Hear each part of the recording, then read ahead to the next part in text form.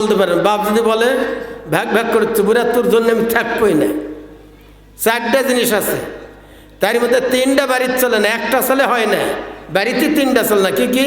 আদেশ নিষেধ, আদেশ নিষেধ উপদেশ অনুরোধ, কয়টা হলো? তারই তিনটা বাড়ির চলে না। ছেলে মেয়ে বউ বিটিক যে আদেশ করেন শোনে না, নিষেধ করলে মানে না, উপদেশ যদি দেন ভাগ ভাগ করেছেন, অনুরোধ তো ওটা তো আমরা করি না। এখন ভালো করে চিন্তা করেন যে আপনার ছেলে 1.5 মণ গোস্ত লিয়ে ঘুরিচ্ছে, সাইজ কোয়ালিটিও ভালো, আলু তুলে কি 2 বস্তা 2 দিকে মনে হচ্ছে 4 মণ লিয়ে চলে আসছে, শক্তিও ভালো আছে, নামাজ নেই, কোরআন শরীফও নেই, এলেমও নেই। এখন আপনার প্রশ্ন, হুজুর আমার ছেলে তো ম্যাট্রিক পাস করছে, এটা এলেম নয় তো, এর নাম হলো হুনুর। হুনুর মানে কি? অল্প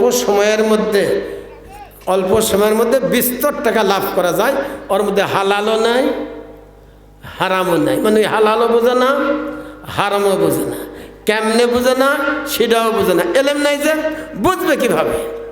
আর যখন হালাল বুঝবে আর হারাম বুঝবে, এই ছেলে নিজে তো জান্নাতে যাবে, তার পরিবার থেকে তার আব্বাকে নিয়ে যাবে, মাকেও জান্নাতে নেবে, দাদাকে জান্নাতে নেবে, দাদিকেও জান্নাতে নেবে, নানাকেও জান্নাতে নেবে, নানিকেও জান্নাতে নেবে, শ্বশুরকে জান্নাতে নেবে, শাশুড়িকেও জান্নাতে নেবে।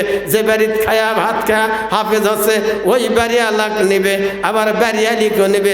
10টা যাদের জন্য জাহান্নাম ওয়াজিব ছিল, এই 10টা মানুষকে ওই হাফেজে কোরআন সুপারিশ করা জান্নাতে নিয়ে যাবে।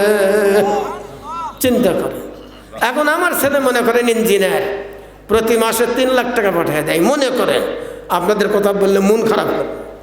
আমার ছেলে ইঞ্জিনিয়ার, প্রতি মাসে 3 লাখ টাকা পাঠিয়ে দেয়, পেশাব করে ধয় না, উপায় কম, বিচার আপনার দেখে দিলাম, উপায়টা কী হবে? তারপরে যত বক্তা যে চলে যাচ্ছে বক্তৃতা করে, আল্লাহ জিজ্ঞাসা করবে বুখারী শরীফের হাদিস, কে রে তুই তো যে 1.5 লাখ টাকা, আমি সেদিনকে ওয়াজ ছিল রাজশাহীতে, আমির হামজাক 3 লক্ষ টাকা দিল আমার সামনে, 3 লাখ। বলল হুজুর আরো 50,000 রাখছি দিব, না দেওয়া লাগবে না, 3 লাখ টাকা দিল আমার সামনে। আমি ওয়াজ করলাম 2 ঘন্টা, আর ওই ওয়াজ করছে 1.5 ঘন্টা। তার মধ্যে জেলের মধ্যে কীভাবে থুছে, আর কিভাবে টাঙ্গাছে, কিভাবে মারিছে, আর কিভাবে ওই কান্দিছে, কি ব্যথা পাচ্ছে, এগুলো অন্য কিছু কয়টাই নেই। কত বুঝে পেরেছেন? তাই আমি জিজ্ঞাসা করি এতগুলো টাকা তো লিয়ে যাচ্ছে, কী করবো? কারণ মাল মানে বিপদ আপদ মুসিবত মৌত। আল মাল ওয়াল বানুন, আল মাল ওয়াল বানুন জিনাতুল হায়াতিদ দুনিয়া ওয়াল বাকিয়াতুস সালিহাতু খায়রুন ইনদা রাব্বিকা সাওয়াবান ওয়া খায়রুন আমালা। সূরা কাহাফ 46 নম্বর আয়াত। এই আয়াতে আল্লাহ বলছে 3টা কথা। আগে মালের কথা কছে, 2 নম্বর বানুন সন্তান সন্ততির কথা কছে, 3 নম্বর ওয়াল বাকিয়াতুস সালিহা নেক আমলের কথা কছে। আল্লাহ তাআলা বলে বান্দারে, মানুষ যখন মারা যাবে 3টা জিনিস তার সাথে যাবে। 1 নম্বর মালুহু, 2 নম্বর আহলুহু, 3 নম্বর ওয়া আমালুহু। 3টা সাথে যাবে, 2টা ফিরে আসবে, মালও ফিরে আসবে, আবার সন্তান সন্ততি আত্মীয় স্বজন ফিরে আসবে, ওয়া আমালুহু, আমলটা তার সাথে থাকবে। এখন আপনারা বলেন, আমল যদি আমি আর আপনি সুন্দর বানায় যাই, তাহলে কবরে গেলাম না জান্নাতে চলে গেলাম। এই আমল সুন্দর বানানোর জন্য মাদ্রাসা দরকার, আর মাদ্রাসা বানালেও হবে না, তত্ত্ববিধানও হবে। আপনার জমি কিনে ভালো, প্রতি বছর এমনও লোক আছে 5 বিঘা 7 বিঘা 10 বিঘা মাটি কিনে, কিন্তু আবাদ করে, এরকম লোক আছে না?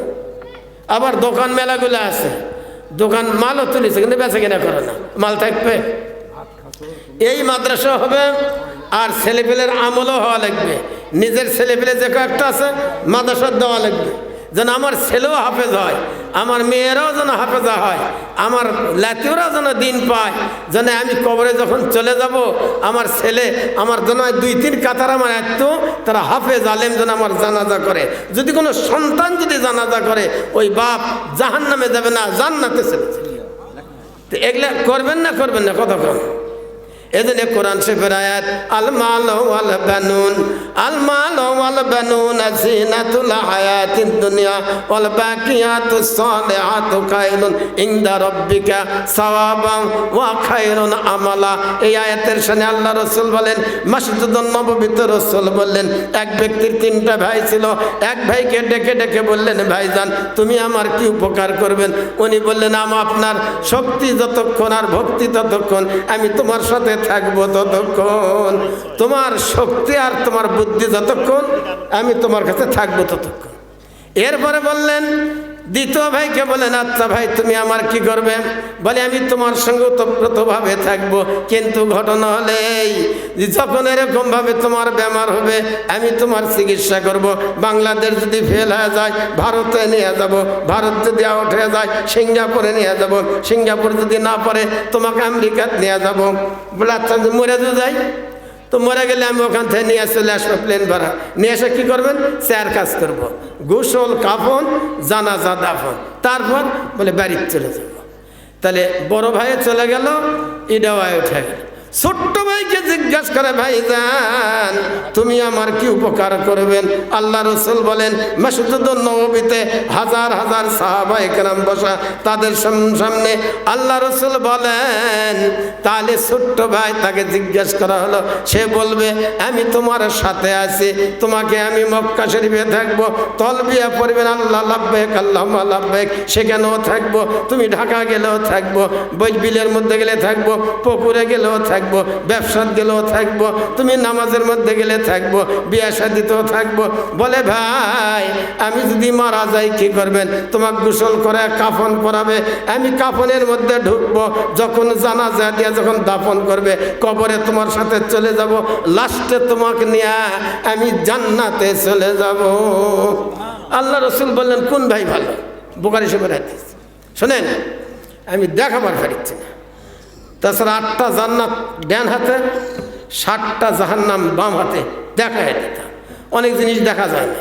আমি কথা বলি অনেক দিন থেকে, ওয়াজও করি, 63 বছর হলো ওয়াজের বয়স, কিন্তু মুখ আমি আজও দেখাইনি। না আপনারা দেখেন কিনা জানি না, আইনের দেখা যায়। আজ এই যে মুখটা যে আছে আমি দেখাই না, আবার জিহ্বা আছে এটাও দেখা যায় না, তারপরে আইনা হলে দেখা যায়।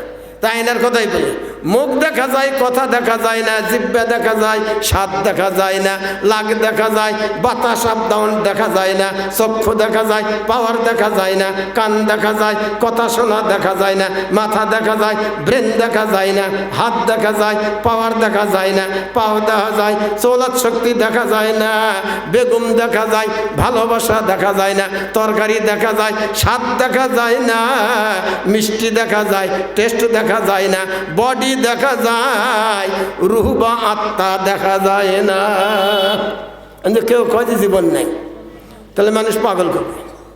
এজন্য আপনার আমার এগুলো আল্লাহ জান্নাতগুলো সাজায় রাখছে, জাহান্নামও সাজায় রাখছে, কিন্তু আল্লাহ তাআলা এই দুনিয়াতে লিয়াবলু ওয়াকুম আইয়ুকুম, আমি আল্লাহ তোমাদের পরীক্ষা করব।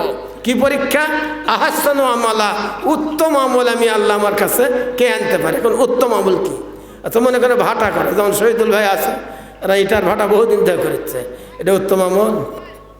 ইনি করছে যে টাকা ওঠো না, বহু টাকা পাবো, চিটাটা বাটপারি করল, এখানে আছে।